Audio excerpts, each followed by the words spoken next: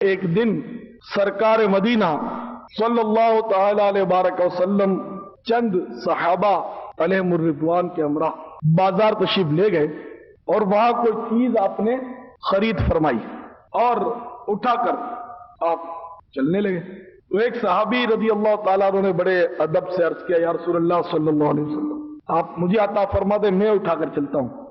تو محبوب پاک صاحب لولاک صلی اللہ تعالی علیہ وسلم کہ ان کی ساتھ پر قربان جائیے.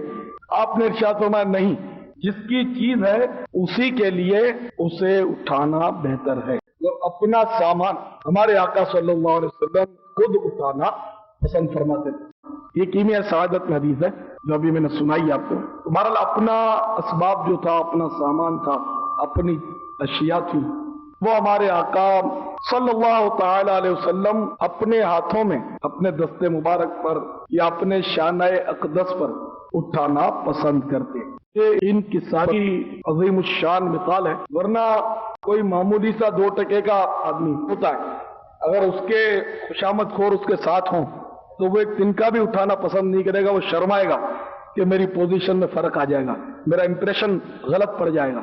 یہاں تک کہ اس کا ہینڈ بیگ بھی دوسرے اٹھائیں گے.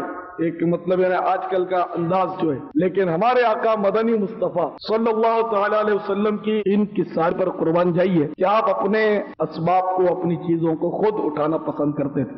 البتہ کوئی دوسرا اٹھائے اور یہ خود نہیں اٹھاتا آدمی تو اس کا مطلب یہ نہیں کہ وہ ناجائز فیل کر رہا ہے. اب اس میں نیت کو دیکھا جائے گا کہ اگلا تکبر کی وجہ سے نہیں اٹھا رہا کہ یہ میری شان کے خلاف ہے کہ میں بھی یہ اٹھاؤں، تو میرے خادم جو ہیں، میرے عقیدت مند ہیں یا میرے مرید ہیں یا میرے شاگرد ہیں وہ اس کو اٹھائیں گے. اگر دل میں نعوذ باللہ تکبر ہے تو ظاہر بہت ہی مذموم فعل ہے. اور اگر معتقدین اٹھانے نہیں دیتے اپنے استاد کو یا اپنے پیر کو اٹھانے نہیں دیتے تو وہ ایک الگ میٹر ہے نا. تو انما الاعمال بالنیات. بہرحال پیر صاحب ہوں یا علامہ صاحب ہوں یا کوئی مفتی صاحب ہوں، سمجھے، وہ ہمارے آقا مدنی مصطفیٰ حبیب کبریا شافع روز جزا صلی اللہ تعالی علیہ وسلم سے بڑھ کر نہیں ہے.